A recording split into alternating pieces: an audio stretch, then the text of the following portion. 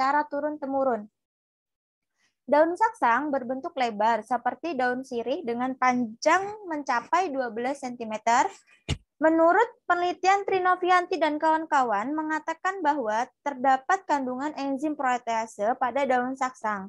Maka oleh karena itu, tujuan dari penelitian kami di sini adalah mengetahui cara pengaplikasian saksang sebagai pengganti rennet dalam pembuatan keju.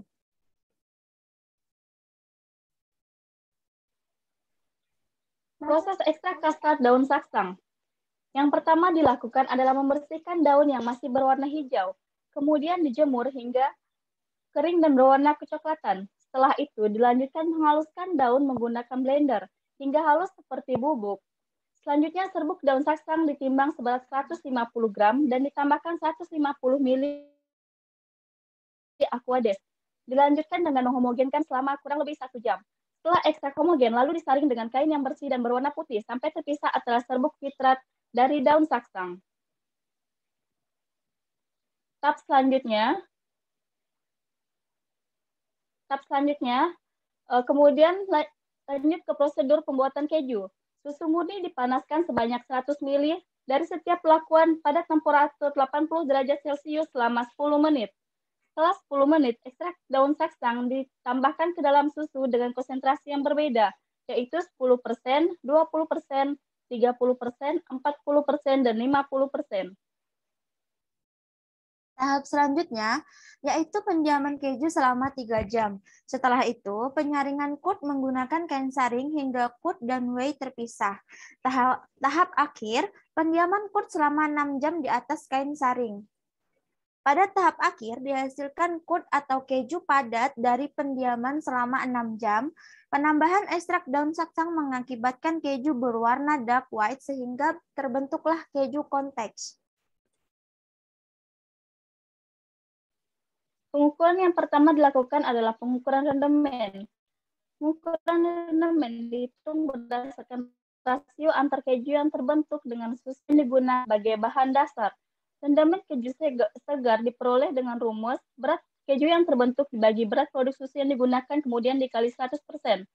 Berdasarkan hasil penelitian, rendemen tertinggi terdapat pada perlakuan konsentrasi 50%, yaitu 13,5%, sedangkan rendemen terendah pada perlakuan 10%, yaitu adalah 0,8%. Pengukuran nilai pH. Pengujian pH menggunakan pH meter. Sampel ditimbang 5 gram lalu dimasukkan ke dalam 25 ml aquades, lalu dihomogenkan. Larutan yang telah homogen diukur pH-nya dengan yang sudah distandarisasi. Nilai pH langsung diketahui dengan membaca angka yang tunjuk stabil pada pH meter. Berdasarkan hasil penelitian, sampel tertinggi pada sampel 10% yaitu 5,5 dan sampel terendah pada sampel 40% yaitu 4,8.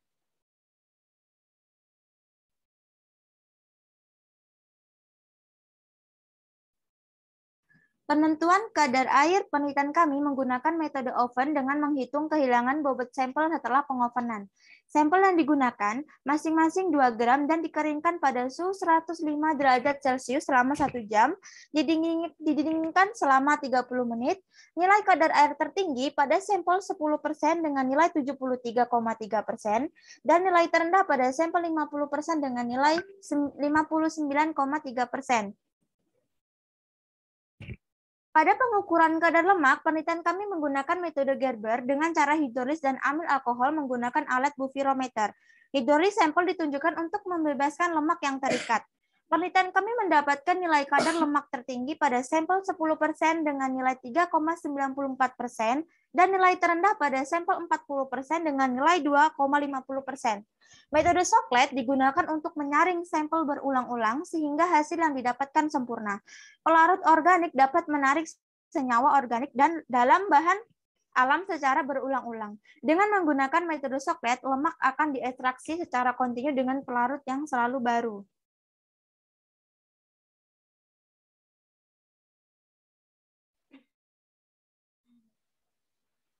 Analisis menggunakan metode kedal. Dalam metode ini yang diukur adalah kadar nitrogen total, sehingga bukan hanya terukur, melainkan kandungan protein yang berasal dari enzim protease pun ikut terukur. Kadar protein tertinggi didapatkan pada keju konteks dengan penambahan ekstrak saksang sebanyak 20%, sedangkan kadar protein terendah pada 1%, yaitu adalah 1,94%.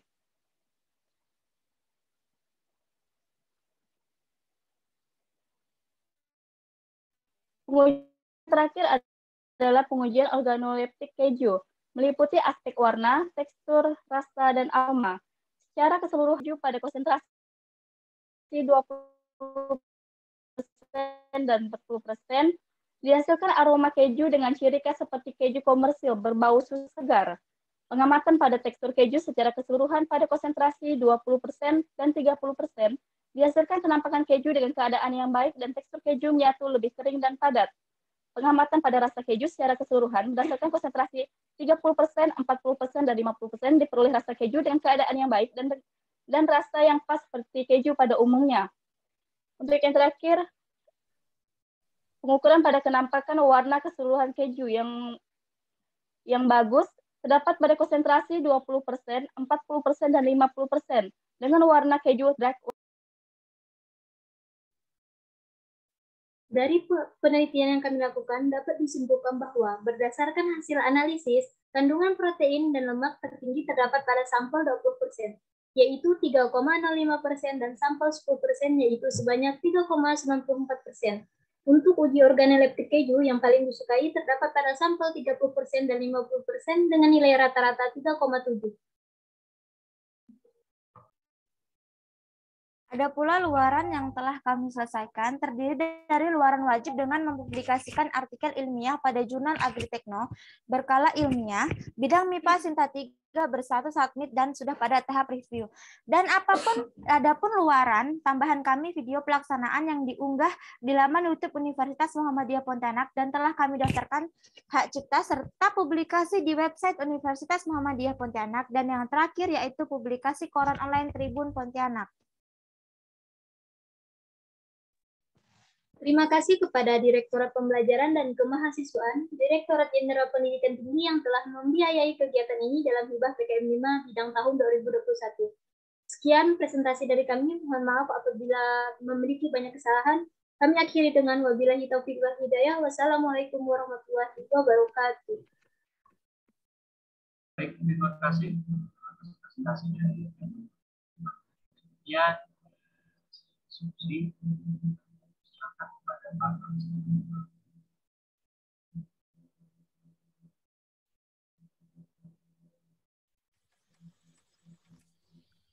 Pak.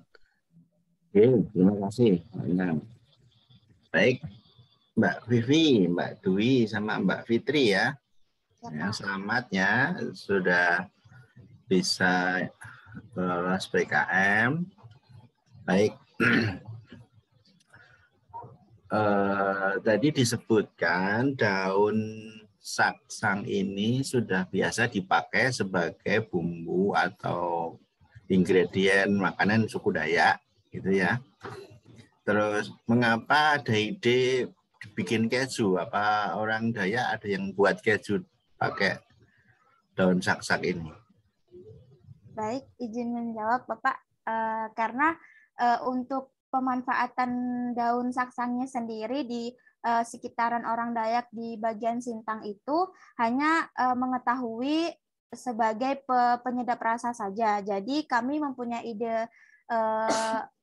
ide sendiri, yaitu menggunakan enzim protease yang ada di daun saksang itu untuk keunggulan di keju. Soalnya banyak juga masyarakat di pedalaman mungkin ya, karena kalau untuk bagian orang Dayak itu memang masuk di pedalaman, itu kan kurang sekali untuk mengetahui apa itu keju, lalu bagaimana rasanya gitu ya Pak. Jadi kami memberikan inovasi baru dengan pembuatan keju dengan bahan-bahan yang mudah ditemuin oleh masyarakat di sana, yaitu dengan daun saksang begitu Pak. Dari mana? Apa Pak? Maaf. Susunya dari mana? Oh, kalau untuk susu itu kami menggunakan susu UHT yang biasa terjual di tempat-tempat gitu Pak. Ada juga biasanya menggunakan susu murni yang dari asli dari dari susu murninya gitu, Pak. Ada peternak sapi perah di pedalaman di suku Dayak.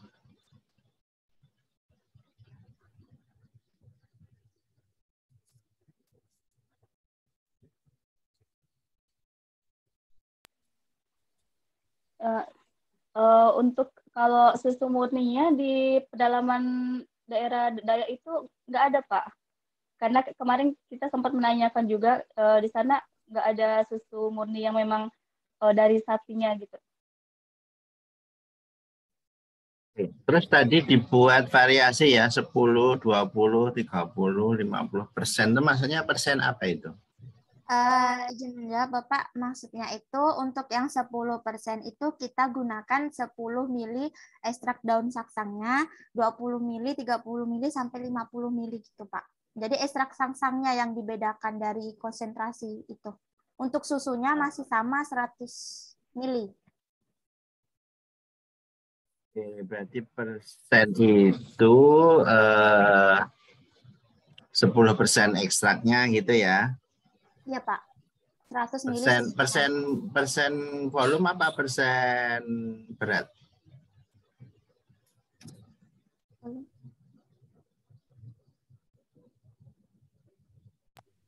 Volume, Pak, seperti 10 mili, 20 mili, sampai 50 mili ya. Sekarang saya tanya, itu 10 itu prosentasenya apa kamu tambahinya?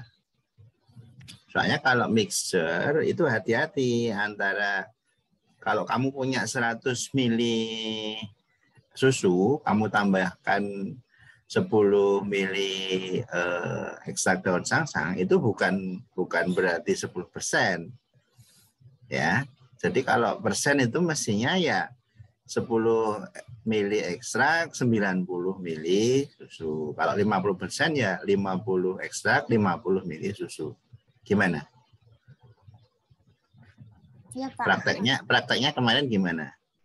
Kemarin kami gunakan untuk 5 konsentrasi itu sama 100 mili susunya. Bedanya kami ekstrak sangsangnya aja Pak. Jadi yang 10% itu 10 mili, 20%-nya 20 mili yang sampai 50% gitu Pak. Untuk susunya sama 100 mili. Ya, berarti 10 yang dimaksud 10, 20, 30, 40, 50 itu tambahannya ya? Iya Pak, maksudnya ekstrak sangsangnya. Bukan persen ya. Oke, ya. Ya tinggal diganti saja nama sampelnya, sampel 1, 2, 3. Terus kalau kamu tampilkan persen, volume, ya kamu hitung lagi. Hitung saja kalau misalnya yang 50 itu kan berarti 50 dibagi 100 ditambah 50. Enggak sampai 50%. Baik. Ya, terima kasih. Pak. Semoga Pak Endang. Iya Pak. Pak,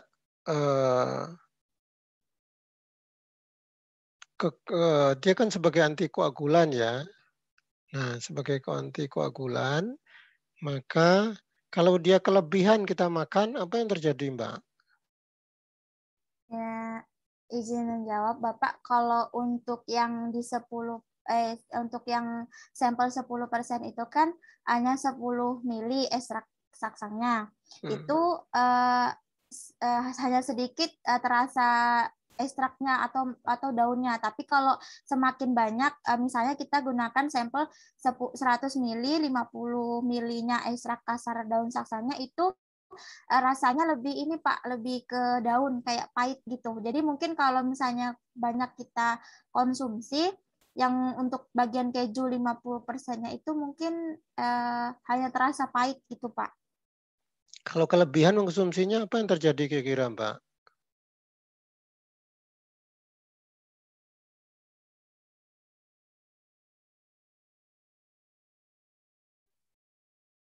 Untuk kelebihan mengkonsumsinya mungkin tidak ada efek apa-apa ya Pak, karena di masyarakat di pedalaman suku Dayak juga menggunakan daun saksangnya langsung, itu dibuat masakan, jadi mungkin tidak ada efek sampingnya gitu, Pak. Oke, nah kalau kelebihan dia sebagai antikoagulan, padahal enzim-enzim yang ada di saluran cerna kita itu kan protein. Nggak, nanti kalau kelebihan mau koagulasi protein-protein itu dia gimana nanti? Itu enzim-enzim itu nggak bekerja nanti gimana?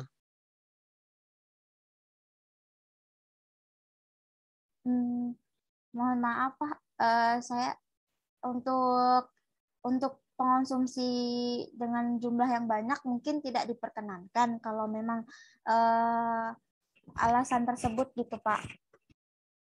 Oke, baik. Nah, sekarang dalam hal pembuatan keju, gitu.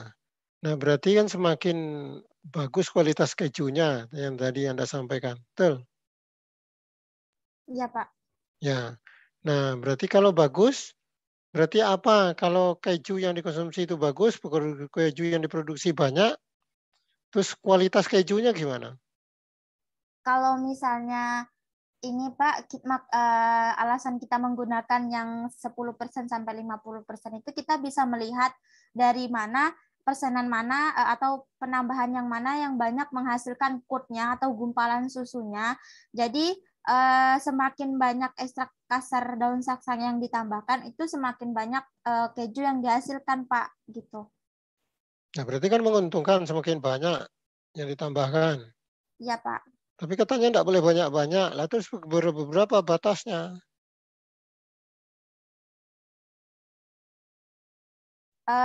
Kalau menurut saya di sampel 30% itu sudah menghasilkan banyak kurt juga Pak. Bedanya kalau untuk yang 50% itu dia di bagian rasanya agak terasa sedikit pahit.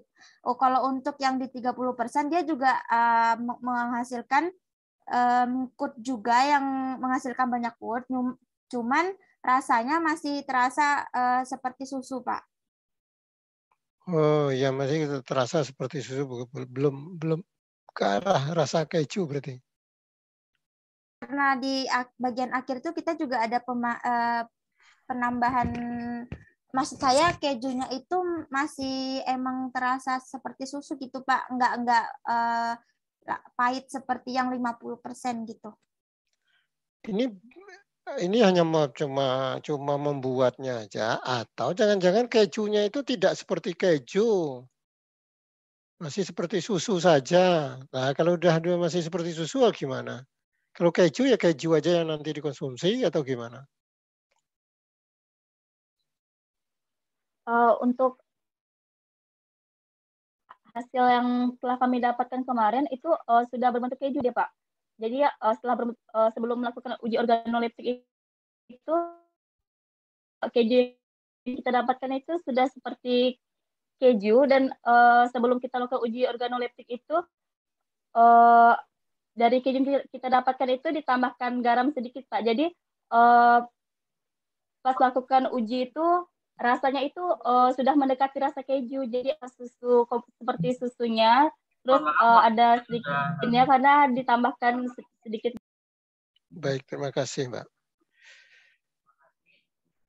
Kita lanjutkan ke kelompok terakhir atas nama Silva Mardia dari Universitas Muhammadiyah Malang. Iya, baik. Judul bubur jagung instan dengan penambahan tepung kulit udang sebagai MPASI dalam upaya pencegahan stunting. Pada tim silakan. Izin share screen.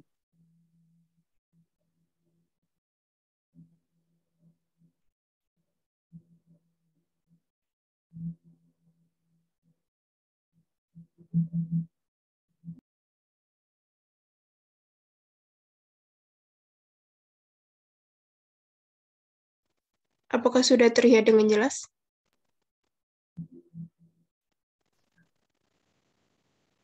Oh, sudah.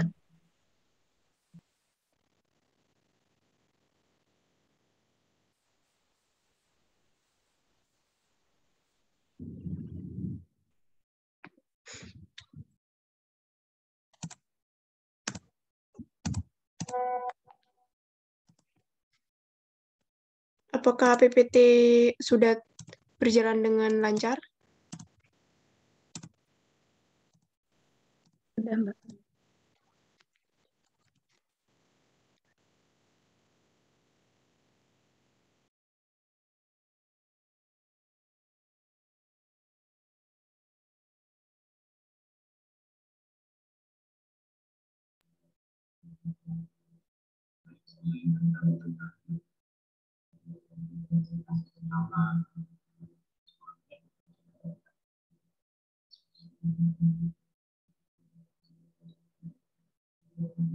Tim PKM silakan untuk mulai presentasi.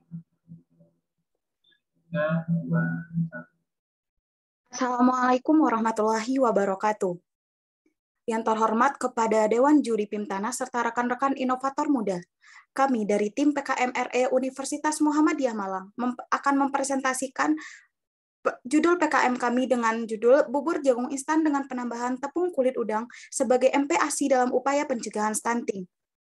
Yang diketuai oleh Zilfa Mardiah dan anggota Novia Afidah, Najibah Ramadana, dan Najwa Rizka, didampingi oleh Bapak Muhammad Wahid STP MSc. Jadi salah satu negara yang dianggap kronis terhadap kasus stunting dengan prevalensi di atas 20%, yaitu sebesar 27,67% di tahun 2019. Rendahnya asupan gizi pada anak, kebersihan lingkungan yang kurang terjaga, serta fasilitas sanitasi yang kurang memadai menjadi faktor tingginya kasus stunting di Indonesia. Hal ini berarti stunting telah menjadi masalah serius yang harus segera diatasi. Dapat dilakukan dengan cara menjaga kebersihan lingkungan, meningkatkan pola asuh pada anak, serta meningkatkan pola makan gizi seimbang. Diberikan yaitu dengan pemberian bubur instan dengan penambahan tepung jagung dan tepung kulit udang. Kandungan gluten yang tidak terlalu tinggi pada tepung jagung memberikan manfaat tersendiri, yaitu tidak menimbulkan alergi pada bayi, serta sebagai sumber utama karbohidrat. Tepung kulit udang memiliki kandungan protein yang cukup tinggi, serta sebagai upaya pencegahan cemaran lingkungan akibat kulit udang. Banyak dilakukan penelitian sebelumnya terkait pembuatan MPASI dari berbagai macam produk, serta telah banyak dilakukan pembuatan bubur instan dari berbagai bahan pangan, tetapi belum ada penelitian mengenai pembuatan bubur instan dengan penambahan tepung jagung dan tepung kulit udang. Adapun keterbaruan dari penelitian ini adalah pemanfaatan tepung kulit udang dalam formulasi bubur instan sebagai MPASI dalam upaya pencegahan stunting. Dengan tujuan penelitian yaitu memformulasikan penggunaan tepung jagung dan tepung kulit udang pada pembuatan bubur instan. Produk di masyarakat dan menganalisis kandungan gizi dari formula terpilih. Target luarannya yaitu laporan kemajuan, laporan akhir, serta artikel ilmiah yang akan disubmit pada Jurnal Sains dan Teknologi Pangan Cipta 4.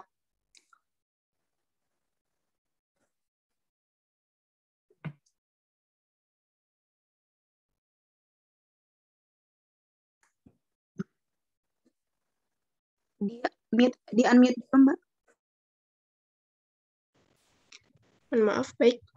Penelitian ini dilakukan pada bulan Juni sampai dengan Agustus 2021 di Laboratorium Teknologi Pangan dan Laboratorium Bioteknologi Universitas Muhammadiyah Malang dengan metode penelitian yang telah kami lakukan yaitu dengan sistem blended, secara luring dan daring.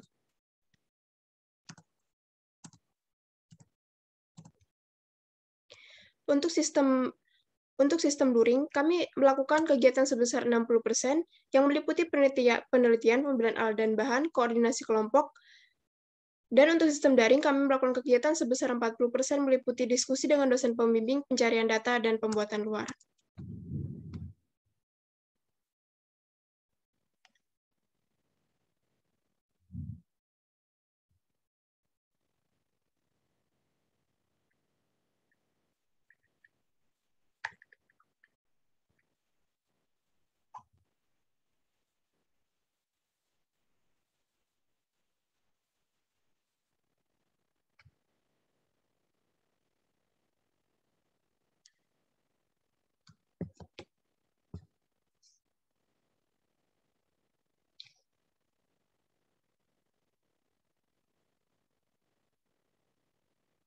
Next.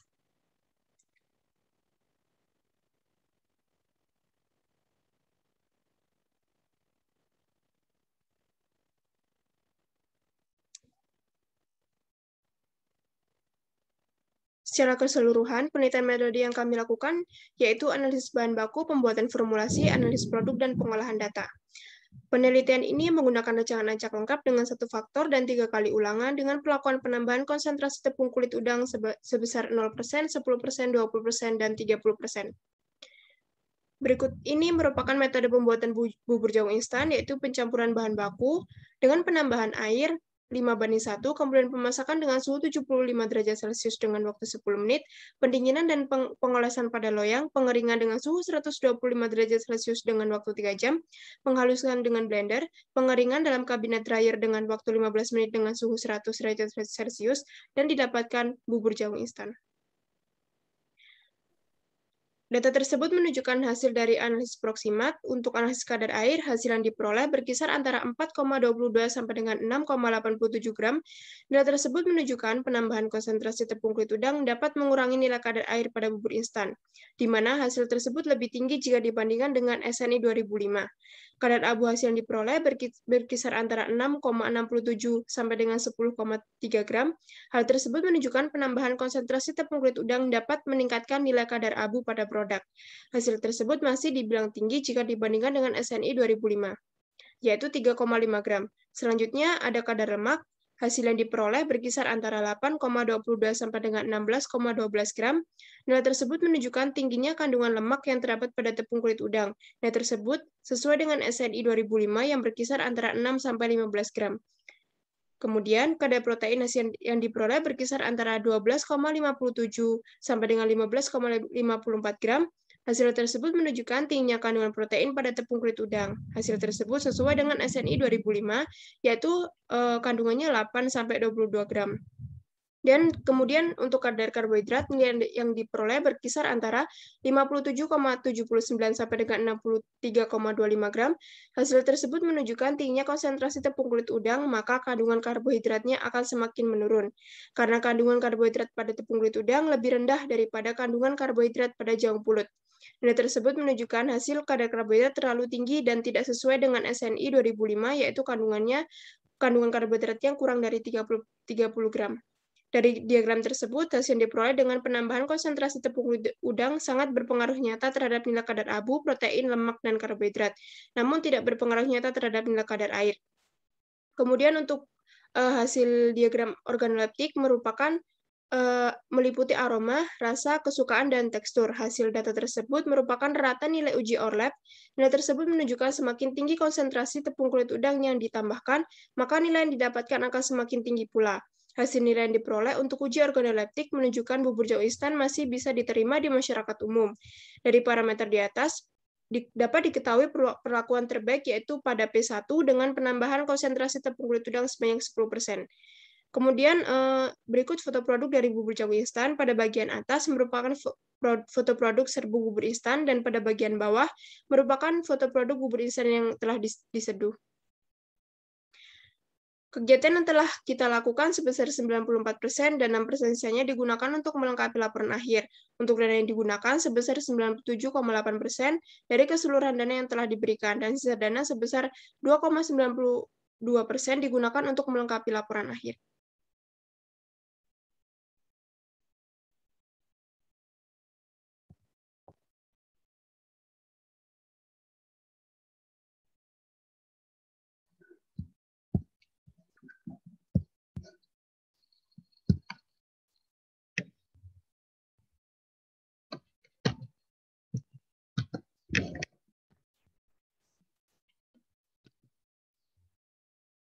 Setelah dilakukan penelusuran menggunakan web PDK Indonesia, tidak ditemukan judul dengan klaim yang sama.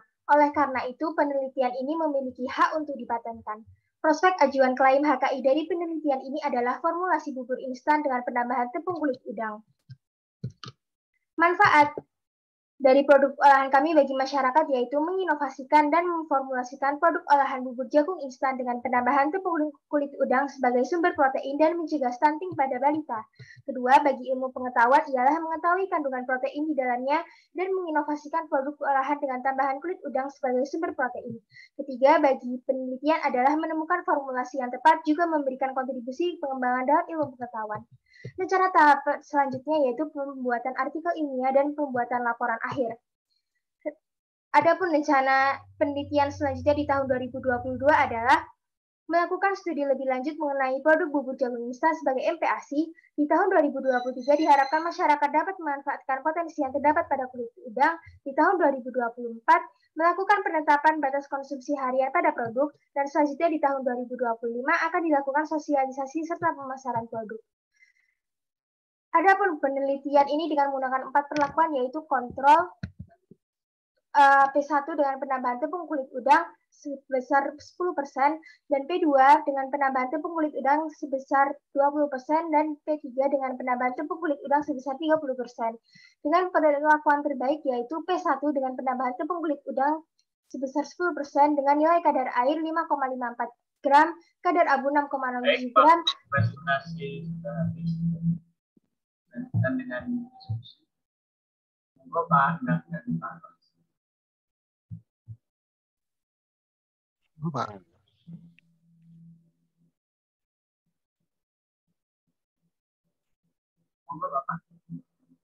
Oh ya, baik.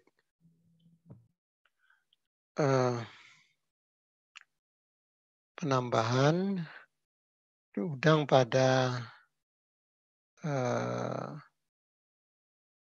makanan itu sebenarnya penambahan proteinnya atau penambahan mineralnya, Mbak?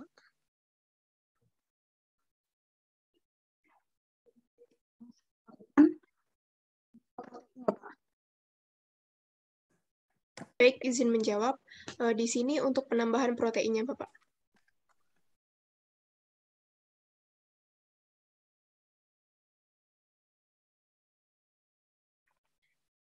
Nah, kalau penambahan protein, kenapa menggunakan kulit udang? Kulitnya isinya kan mineral semua. Untuk Kan setelah kulitnya. setelah kami lakukan pengujian itu, di sini kita menggunakan limbah kulit udang itu untuk pencegahan ini Pak, limbah di lingkungan. Jadi kita melakukan pemakaian kulit udang, begitu Pak. Ya, jadi penggunaan kulit udang untuk mengatasi. Nah, itu yang Anda harusnya sampaikan di depan. Jadi bahwa kuncinya adalah ya pemanfaatan limbah, bukan kepada stunting. Ya kan? Nah, kalau limbah dan stunting itu jadi dua pendekatan boleh, tidak apa-apa. Nah, pertanyaan saya tadi, gitu, kalau dia yang kulit bahasanya itu adalah kulit udang, ya berarti kulit udang itu kalau memang tujuannya protein, apa tidak keliru? Ya. Soalnya di beberapa jurnal itu kandungan proteinnya juga cukup tinggi, Pak. Nah, betul. Kalau cukup tinggi saya sepakat. Tapi kalau mengatakan udangnya ke kulit udang yang tinggi seperti yang dipresentasikan, nah itu kan berbeda dia jadinya. Ya enggak? Ya kan? Nah, terus yang kedua, nah bagaimana Anda menambahkan kulit udangnya itu dikeringkan di blender kemudian dicampur seperti tadi itu, atau ada struktur yang rusak di sana, ya. Untuk kulit udangnya tersebut dikeringkan terlebih dahulu, lalu di blender, lalu tepungnya itu dicampurkan sama bahan-bahan lain, Pak. Pembuatan buburnya. Oh, pembuatan buburnya. Oke. Nah, berarti Anda pada tingkat kekeringan berapa, ya? Ya, bahan dari kulit udang itu dikeringkan berapa? Apakah dikeringkan di kering matahari seperti apa atau dikeringkan dengan apapun?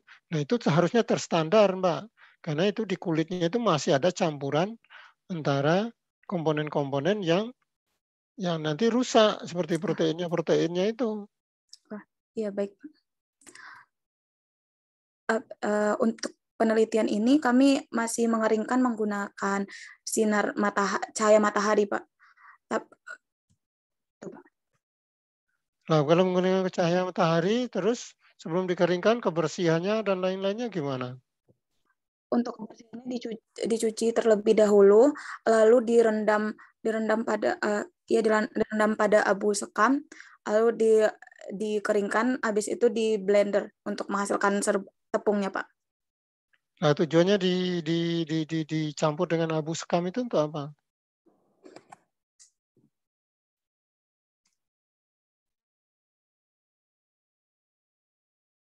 Itu apa kira-kira, Mbak? Membuang apa kalau abu sekam itu? Oke. Ya, nanti kita lanjut. Monggo, Pak. Terima kasih, Mbak. Yes. Terima kasih, Pandang. Mbak, kamu pernah membuat tepung dari kulit udang? Sebenarnya tidak pernah, Pak. Gimana?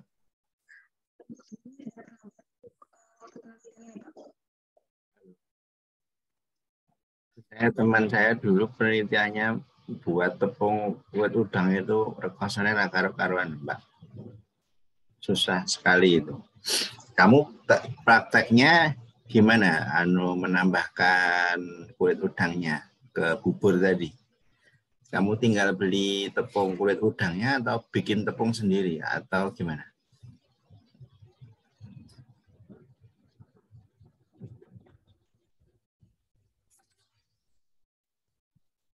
Untuk tepungnya pada ini dibeli, Pak. Tepung. Tapi setelah ditanyakan itu mereka tahap-tahap seperti yang tadi, Pak. Gimana putus-putus? Begini, Pak, kita kalau tepung untuk kulit udangnya itu kita membeli.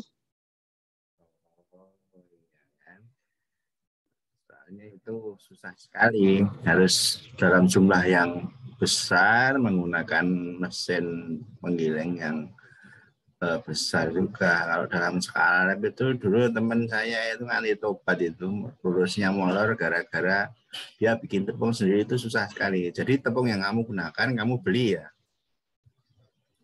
Iya, Pak, untuk tepungnya kita membelinya. Tapi sebelum dicampur kamu melakukan analisis tepungnya. Jadi analisis proteinnya itu dilakukan setelah dicampur di bubur atau sebelum dicampur atau sesudah? Kita menguji itu dua-duanya, Pak. Sebelumnya untuk tepungnya sendiri dan kemudian untuk buburnya yang sudah dicampur dengan tepung kulit udang itu dianalisis lagi gitu, Pak. Kemudian tepung kulit udang itu ya, itu kalau yang diproduksi untuk bahan pakan ayam ya, itu dia difermentasi dulu untuk menghilangkan kitinnya. Nah, tepung udang yang kamu beli itu sudah dihilangkan kitinnya atau belum? Setelah kita tidak menanyakan untuk masalah kitinnya itu sih, Pak. Namun kita menanyakan soal tepung kulit udang itu bisa dipergunakan untuk campuran makanan lebih lanjut apa tidak, tapi dari pihak penjualnya itu bilang ini sudah bisa digunakan untuk pencampuran makanan gitu, Pak. Tanya ini bisa enggak? Jawabnya bisa gitu, terus kamu pakai gitu ya. Nah, pertanyaannya mengapa kok kamu tanya bisa dipakai apa enggak? Harusnya ada standarnya kapan tepung itu tidak bisa dikonsumsi oleh manusia, apalagi bayi, apalagi untuk mengatasi stunting, dan kapan tidak bisa. Nah, kira-kira mengapa kamu bertanya seperti itu? Apa ada tepung kulit udang yang tidak boleh dimakan bayi? Dan kalau ada itu karena apanya? Nah, itu juga harus dipertimbangkan lagi. Kemudian secara teknis tadi sama saja dengan, jadi kalau mixer design, kalau kamu penelitian menggunakan campuran, harap berhati-hati ketika menggunakan variabel persen campuran, persen komposisi. Ya. Karena kalau kamu membuat campurannya itu tepungnya kamu buat sama 100 gram semua, kemudian kamu tambahi 10 gram, 20 gram, 30 gram, itu tidak berarti 10%, 20%, 30%, 20%. Ya, jadi persen itu kan persen dari total, bukan berapa gram terus. Soalnya nanti dicampur, jadi berat totalnya itu kalau kamu tambah 50 ya jadi 150. Kalau persen volume ya berarti 50 dibagi 150, bukan dibagi 100. Kalau persen berat ya 50 dibagi 150, bukan 100. Itu saja yang saya sampaikan. Baik, terima kasih. Ya, sama-sama. Terima kasih, Pak. Ya, saya kira waktunya sudah cukup, dan ini dengan berakhirnya kelompok ini udah nggak ada lagi ya, Mas? Oke, sudah Pak, alhamdulillah sudah selesai semua. Nah, selesai juga ya. Tadi pagi itu saya awang-awangan ini kuat pora gitu. Oke, alhamdulillah, terima kasih. 18.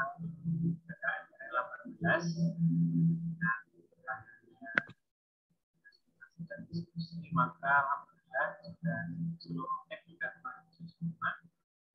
Saya ucapkan terima kasih kepada Pak Rois dan Pak Andang yang sudah menemani kami dari pagi di jam 7 pembukaan hingga sore ini. Mohon maaf apabila terdapat ketidaknyamanan yang di timekeeper-nya ada Mbak Unu dan saya Galih, Pak. Mas Galih ya. Terima kasih Mas. Terima kasih Mas. Pak. Kami Bapak. Mungkin foto bersama terlebih dahulu, mungkin teman-teman yang masih berada di tersisa. Yang masih tersisa. Akan mungkin bisa dinyalakan kameranya.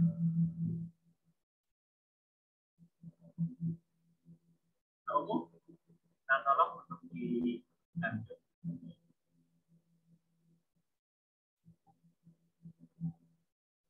Satu, dua, tiga. Ini Bapak, ampun. Makasih. Mari kita akhiri dengan bacaan hamdalah. Alhamdulillahirrabbilalamin. Mohon maaf. Akhiri, assalamualaikum warahmatullahi wabarakatuh. Waalaikumsalam warahmatullahi wabarakatuh. Selamat Pak, bagus, sip. Pak Andang, ini kita pakai Zoom baru atau pakai Zoom ini aja? Ya, boleh pakai Zoom, kita mau rapat, Mas. Oh, J. Monggo Bapak mau Zoom baru atau mau pakai ini, Bapak?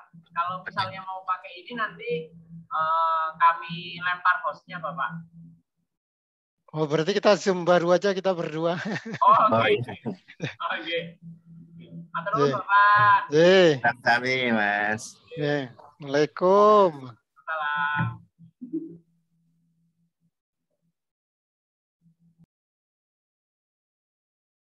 Semangat Mas, just hebat. Memimpinnya bagus. Ya, cekatan, salut saya, bagus. Oke, matur nuwun, Bapak. Yo. Terima kasih. Assalamualaikum. Saya live ya. Oke, Pak. Matur nuwun. Salam.